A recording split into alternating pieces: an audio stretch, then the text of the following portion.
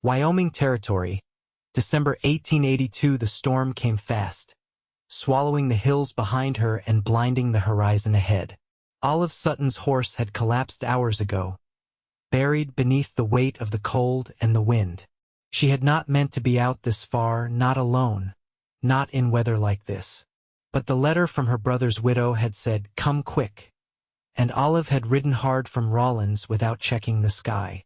Now she could not even see the road. Her coat, heavy with ice, no longer held warmth. Her lips were cracked, her fingers swollen and stiff.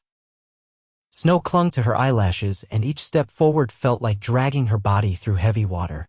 She stumbled, fell to her knees, and stayed down. Somewhere behind her, wolves howled. She did not cry, there was no strength for that. She closed her eyes, laid her cheek against the snow, and thought of her mother's piano back home in Kansas. And then, nothing. She woke to firelight. For a long time, Olive did not move. She lay on a bed of pelts and fur, wrapped in warmth, her skin tingling from cold turned to heat. The wind still howled outside, but in here, wherever here was, it smelled of burning cedar and herbs. A man sat nearby, carving something from bone. He was tall, even-seated, his shoulders broad beneath a hide-wrapped coat. Black hair, braided neatly, ran down his back.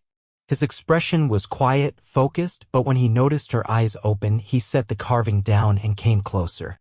"You are safe," he said gently. "Do not try to stand yet." His voice was low, steady, the kind that did not rush. She blinked at him. "Where?" Her throat cracked. He handed her a small cup and helped her sit. The tea was warm, bitter, and filled her chest with heat. "You were near death," he said. "I found you just before nightfall. Your horse is gone. You had no supplies." "I did not mean to be out there that long," she whispered. "I was trying to get to Elk Hollow." He nodded once. "That is 2 days from here. My name is Irontooth Whitebear. I am Oglala Lakota." "Olive Sutton," she said, her voice steadier now. "Thank you, Irontooth." He inclined his head slightly. "You are welcome." The storm would not pass for another 2 days. That first evening, Olive watched him silently as he prepared food, rabbit stew, thick with root vegetables, and added cedar to the fire. He moved with purpose, every motion measured. He did not ask much, did not press her for questions. She was grateful for that. Her body ached, but something inside her, something deeper, felt strange and still. Later, she fell asleep to the sound of him humming low under his breath, a song she did not recognize but somehow found comforting. The next morning, she woke to sunlight bouncing off snow outside the lodge. Her fingers no longer felt numb. Irontooth was outside, chopping wood. She sat up slowly, wrapped in a warm buffalo hide, and looked around. The inside of his home was neat, clean. A bundle of dried herbs hung from the ceiling. Handmade tools lined the walls. He came in, set the firewood by the stove, and glanced her way. "You are stronger today." "I am. I think you saved my life." "You would have died before morning," he said simply. The wind was too cold. He handed her a bowl of stew and sat near the fire, watching the flames. "Why were you riding alone?" he asked after a moment. "My brother's widow sent word. Her youngest child was sick. I wanted to help them. I did not expect the storm." She paused. "I have not seen them since my brother died last spring." He nodded once. "You are brave." She gave a dry laugh. "Or foolish. Sometimes they are the same." They sat in silence a while longer. Later, he showed her how to grind dried roots for tea, how to tie knots that could hold weight in snow. She listened, watched. His hands were strong but gentle in how they moved. He never raised his voice. He never rushed. Something about him made her chest feel still and warm. When she watched him build a simple snare trap outside that afternoon, he glanced at her and said, "You learn fast." "I had to, growing up with 3 brothers," she replied, smiling faintly. He looked at her a moment longer. "You do not flinch from hardship." She met his gaze. "Neither do you." That night, they ate together again. She asked about his people, and he told her small pieces, his grandfather's stories, the buffalo hunts when he was a boy, the loss of friends during the long walk. His words did not come all at once, but when he spoke, she listened. The way he looked at her had changed, too softer now, more direct. When she thanked him again for sheltering her, he only said it was not a choice. I could not leave you to die. She touched his hand before she even thought about it. He did not pull away. On the third day, the storm had passed. They stood outside the lodge, looking across the white hills. Her hair was tucked beneath a fur-lined hood he had given her. Her cheeks were pink with cold, but her eyes were clear. I should get to Elk Hollow, she said quietly. Irontooth nodded. I will take you. She looked up at him. You have already done so much. He met her eyes. I want to. They left that morning, walking beside one another with steady steps. He carried her pack. She did not argue. The snow was deep, but the sky was clear, and something had shifted between them unspoken. But there, in the way they moved together, in the space they left for each other's silence. That night, they camped beneath the stars. She lay beside him under shared blankets, her head near his shoulder. He reached for her hand without saying anything. She took it. Neither of them spoke of what they were starting to feel. But it was there. Quiet, steady, like fire under snow. They reached the edge of Elk Hollow in the late afternoon. Smoke rose from homestead chimneys, thin columns against the pale sky. The snow had softened with the day's weak sun, crunching under their boots as they passed quiet cabins and flat-roofed barns. Olive led the way now, her face unreadable, her steps slower the closer they got. Irontooth said nothing when she paused at the gate of a small farmhouse, its wooden fence half buried. A boy's boot sat tipped by the porch rail, one toe chewed through. She stared at it a long time. They'll be inside, she said finally, her voice low. I should go the rest alone. His eyes didn't leave her face. If you ask me to stay back, I will. She glanced over. Will you stay nearby? He nodded once. By the tree lean. The door opened before she could knock. A woman stepped out wrapped in a frayed shawl, her eyes rimmed with sleepless red. She blinked at Olive, then pressed both hands to her mouth. Olive, she whispered. I thought, I'm here, Olive said, stepping forward, and the two women embraced stiffly as if unsure how to hold each other after so long. Inside, the cabin was dim, smelling of damp wool and boiled oats. The youngest child, a girl of about 5, lay curled beneath stacked quilts. Her breathing was shallow, but steady. Olive sat beside the bed, smoothing the girl's hair back. Her sister-in-law knelt beside the stove, lighting a new fire with fingers that trembled. She took fever 3 nights ago, the woman said. I was out of remedies and the pass was snowed in. The mail rider couldn't go through. I sent the letter, but I didn't know if it would reach you. It did, Olive said. Barely. She stayed until nightfall. Boiled willow bark for the fever. Pressed cool cloths to the girl's chest. Whispered old lullabies from Kansas that made her sister-in-law turn away and wipe her eyes with the hem of her sleeve. The girl slept easier by dusk, her breathing deeper. When Olive stepped outside again, Irontooth was already waiting at the edge of the clearing, framed by pine. She walked to him without hesitation. The child will live, she said. She's strong. You look tired. I am. But it's the kind that passes. She rubbed her hands together. They don't have much. He looked toward the cabin. They are kin to you. She nodded. I'll stay here a few days, help them get steady again. But I won't be staying for good. His brow lifted slightly. Where will you go? She looked past him toward the distant hills where the wind had once nearly taken her. I haven't figured that out yet. He said nothing for a moment, then reached into his coat and pulled out a small object wrapped in deerskin. He held it out. She took it carefully. Inside was a carved bird no longer than her thumb, its wings tucked close to its sides. The detail was fine, the grain of the bone smooth beneath her fingers. I don't know what to say, she murmured, startled by the sudden ache in her throat. You don't have to say anything, he said. I made it before I found you. But I think it was meant for you. She turned it over in her palm. I'll keep it close. That night, she slept on a straw mattress by the fire, the carved bird beneath her pillow. When the girl stirred and whimpered, Olive was there with water and a gentle hand. She did not dream. 2 more days passed, the girl's fever breaking, her strength returning in slow, stubborn pieces. Olive helped chop wood, mended the hem of her sister-in-law's only winter skirt, and taught the boy how to mend a split boot sole with pitch and thread. On the third morning, she stepped outside and found Irontooth crouched by the fence rail, sharpening a blade. He had not returned to his own home. He had stayed in the woods nearby, never asking for more than her time at nightfall, walking with her beneath the stars, speaking of things neither of them had ever said aloud before. She sat on the rail beside him. "I'm leaving tomorrow," she said.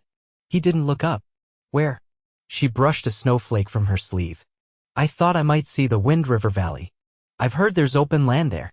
Maybe a place to start something of my own." He inspected the blade, then sheathed it. "That's 2 days' walk." "I know." She hesitated, then added, "I'd feel better not going alone." He turned to her fully now. "You want me to come?" She didn't answer right away. The wind tugged at her collar. "I want to see what comes next," she said. "And I don't want to see it without you." He stood slowly, his eyes steady on hers. "Then we'll go together." She released a breath she hadn't known she was holding. "I'll be ready by sunrise. I'll be here." She reached for his hand, and this time, it was her fingers that wrapped around his with quiet certainty. He didn't speak, didn't move away. They stood like that for a long while, until the wind settled and the last light left the sky. At first light, the frost still held to the pine boughs, casting the woods in a pale silver hush. Olive stepped out of the cabin with her small satchel slung across her shoulder, the carved bird tucked safe inside. Her sister-in-law stood by the doorway, arms crossed against the cold, face unreadable. The children were still asleep. "You sure about this?" the woman asked. Olive nodded. "They'll do better without another mouth to feed. You've got neighbors now who'll check in. They liked having you here." "I'll visit." The other woman hesitated, then pulled Olive into a stiff, one-armed embrace. "Be careful." Irontooth waited just beyond the fence line, 2 sets of snowshoes slung over one shoulder. Without a word, he handed her one pair, and they began moving west, the old wagon trail swallowed beneath snowdrifts and deer tracks. The cold stung less in motion, and the silence between them was easy. By midday, they paused at a riverside clearing. The water ran sluggish beneath a skin of ice, not fully frozen. Irontooth knelt and drank, then motioned for her to follow. "This place," he said quietly, wiping his sleeve across his chin, "my uncle brought me here to hunt when I was a boy. We tracked mule deer across that ridge." He pointed to the slope across the water. "He used to say a hunter's patience earns him more than sharp arrows." Olive crouched beside him, letting the water still in her palm before sipping. "I used to think patience was just waiting for others to change." He glanced at her. "And now? Now I think it's learning how to stay still without giving up." He didn't answer right away, but reached into his coat and pulled out a strip of dried meat. He tore off half and passed it to her. They ate in silence, the wind brushing through the bare cottonwoods behind them. That night, they made camp in the lee of a stone outcrop. Olive cleared the snow while Irontooth built a fire with kindling he carried in a small satchel. When the flames caught, she warmed her hands and looked toward the dark beyond the trees. "Do you ever miss being among your people?" she asked. "I return when I need to," he said, adjusting a stone beneath the pot. "But not all of them live in one place anymore. The government moved many families. Some went east. Some scattered." She didn't respond, only watched the steam curl from the pot. He stirred the broth with the end of a carved stick. "My sister lives near Fort Washakie. Her youngest was born last spring. I thought I might see her again soon." Olive sat back on her heels. "I'd like to meet her." He looked up slowly, meeting her eyes. "You would?" She nodded. "If I'm welcome." He seemed to study something in her face, then gave a quiet reply. "You would be." The fire crackled between them, and in its light he reached out and brushed a strand of hair from her cheek. His fingers were cold, but the touch was careful, almost reverent. She didn't move away. The next morning, the ground was hard beneath their blankets, but the sky had cleared. They crossed a narrow ridge, the snow thinning beneath the rising sun. From the crest, Irontooth pointed to a wide valley below ringed with dark pines and golden grass poking through the melt. Wind River, he said. She let out a slow breath. It's beautiful. There's a small homestead there, he said. No one's lived in it since the couple who built it passed on. It's not much, but the roof holds. If we wanted it, we could make it ours. Olive looked at him, her voice barely above the wind. Are you offering me a life? He didn't smile, only said, I'm asking if you want to build one with me. She stepped closer, close enough for the warmth of his coat to reach her through the cold. Yes. He reached for her hands, both of them, and held them between his own. They stood like that, wind brushing past, their boots buried in snow, the valley wide and waiting beneath.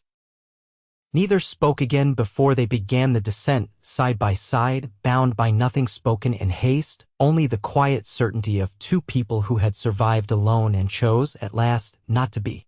When they reached the valley floor, Olive stopped and turned to look back at the trail behind them. Then she faced forward again and did not look back a second time. The abandoned homestead sat low in the valley, half sunken into earth that had held it through seasons of wind and silence. Its roof was mossed at the edges, and the porch sagged slightly to one side, but the door still latched firm and the windows held glass. Olive stepped through first, her boots brushing aside old pine needles scattered across the threshold. Irontooth set down the bundles they'd carried, tools, a small sack of flour, a folded canvas roll of dried meat and salted roots. He moved to the hearth without a word, testing the chimney draw with a twist of bundled sage. The smoke lifted clean. He nodded once. It's sound, he said. Needs tending, but it'll hold. Olive ran her hand along the inside wall where the logs joined clean at the corners. Dust clung to her fingertips, but the wood beneath was dry and solid. There's enough space for a stove, she said. Irontooth glanced her way. There's a trader at South Pass. We can reach him in 2 days if weather holds. She turned toward the single back room, the door still hung square on its frame. Inside, the floor slanted slightly toward the east wall, but the rafters were firm. A narrow window let in gray light. We'll need a cot, she said. And a quilt. Maybe 2. I'll ask my sister, he said. She's better with a needle than I am. They set to work without ceremony. While Irontooth cleared the hearth and swept ash from the corners with a bundled branch broom, Olive gathered stray boards from the collapsed shed behind the house. By dusk, they had patched the worst of the porch and nailed a thick hide across the inside of the door to keep the wind from slipping through. They ate seated on the floor, backs against the wall, sharing the last of the stew he had cooked over their last campfire. In the silence, Olive picked at a loose thread in her sleeve. I never thought I'd live anywhere like this, she said finally. Irontooth looked over. What did you think you'd have? I didn't, not really. I kept moving, tending to other people's needs.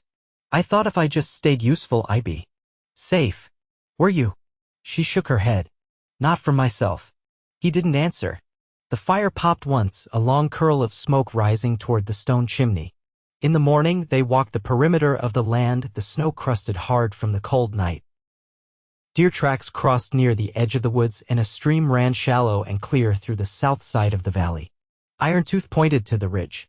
We could plant there in spring, he said. It faces east. Good light, and the soil looks dark. Olive crouched by the stream, dipping her hand in. We'll need a bucket. I'll make one. They turned back toward the house, the sun casting long shadows behind them. That evening, she stood at the window, watching the light fade behind the ridge. Irontooth was on the porch, carving something from a piece of willow. She didn't ask what it was. She'd learned by now that his hand spoke for him, and the meaning would come when it was ready. She stepped outside, pulling her shawl tighter. I've been thinking, she said. He looked up. I want to learn your language. He studied her for a moment, then set the carving aside. You're sure? I don't want to stay separate, she said. Not from you. Not from the things that made you who you are. He stood, brushing wood shavings from his lap. Then I'll teach you. Not all at once. But I'll start with small things. Start now? He nodded. The word for fire is feta. Pita, she repeated, careful with the sound. He corrected her gently, then again until her mouth shaped it right. She smiled. Feta. He touched her hand. And the word for hand is nape. She turned her palm upward. Nape. He placed his over hers. Nape. They stood like that until the cold urged them back inside. Later, as they lay on the floor beside the fire, wrapped in their blankets, Olive listened to the wind pressing against the walls. Irontooth's breathing was steady beside her. "Do you think we'll be happy here?" she asked softly. His answer came without hesitation. "Yes." She turned toward him in the dark, her fingers finding his beneath the covers. "Then I've found what I didn't know I was looking for." He drew her closer, not with words, but with the quiet strength she'd come to trust. And in that silence, neither of them reached for anything more. They had already begun. By the time the thaw reached the valley, Olive had learned the names of the birds that returned first, the yellow-headed blackbird with its sharp cry and the long-tailed flicker that nested in the cottonwoods above the creek. Irontooth had begun to shape the garden plot with a broad, hafted hoe they'd bartered for at South Pass, while Olive turned compost into the soil with her boots, breaking the earth with steady steps. On a mild April morning, she paused, one hand to her lower back, and looked toward the ridge. "There's a man coming," she said. Irontooth stepped from the shed, wiping his palms on his trousers. "He's not from here." The rider approached slowly, reining in a tall roan gelding. His coat was travel-worn, his beard peppered with gray. He raised a hand in greeting but didn't dismount. "I'm looking for a woman named Sutton," he called out. Olive stepped forward. "You found her." He hesitated. "Name's Elias Waters. I knew your brother. We rode together out of Kansas in the war." She didn't answer right away, her eyes narrowing slightly. "That was years ago." "I didn't come for history," he said. "I'm heading north to settle some old debt. But I carried a note from your brother's widow. She said you might be here." "I am." He reached into his coat and held out a folded paper. "She wanted you to have this. Said it was his." Olive took it and unfolded it slowly. Inside was a drawing, rough but careful, a sketch her brother had made in pencil on old ledger paper. Two children crouched over a creek with a stick between them, one taller than the other. She recognized her own shape in the lines. She folded it and tucked it into her coat without a word. Elias shifted in his saddle. "I won't stay. Just thought it ought to get to you." "You've done that," she said, her voice quiet. He nodded once, then turned his horse and was gone within minutes, hooves muffled by the soft earth. Irontooth said nothing, only waited until she looked back up. "He remembered me," she said, "even when he knew he wouldn't make it home." Irontooth took the hoe from her hand and set it aside. "You don't have to plant today." But she shook her head. "I want to." By the month's end, neat rows of beans, squash, and corn had begun to sprout. Olive built a trellis from stripped willow branches, tying them with thin leather cord. Irontooth dug a new channel from the stream to guide water toward the beds. They worked without dividing labor by habit or pride. Whoever saw what needed doing simply did it. One evening in May, Irontooth returned from the woods with a small doe slung over one shoulder. Olive met him at the edge of the trees, wiping her hands on a flour-stained apron. "Will your sister still come for the summer?" she asked, walking beside him toward the shed. "Yes, she'll bring her youngest daughter. The others are old enough to help with horses now. I'll clean the back room."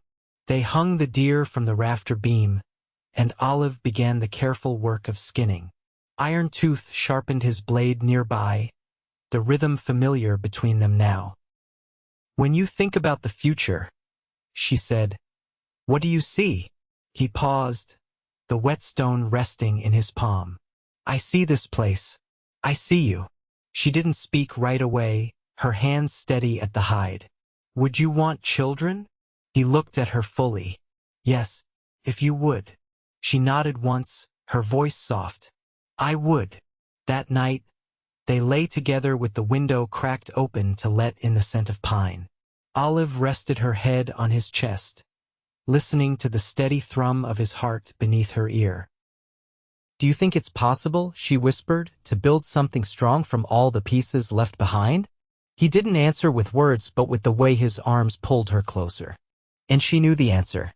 By midsummer, Irontooth's sister arrived with her daughter, a quiet girl with long braids and a curious gaze. Olive taught her how to knead bread, and the girl taught Olive how to dye fabric with crushed berries. They spoke in two tongues around the fire, learning each other's rhythms. The days passed with purpose. Fences mended, a second storeroom raised, the first harvest of squash heavy in Olive's arms. In the evenings, they sat beneath the porch awning, shelling beans or listening to Irontooth's low voice as he sang songs Olive was beginning to understand. One evening, as the sun dipped low, Olive stepped inside and returned with something wrapped in linen. Irontooth watched her kneel beside him and unfold it slowly. "I made this for you," she said, "with the dye your niece showed me."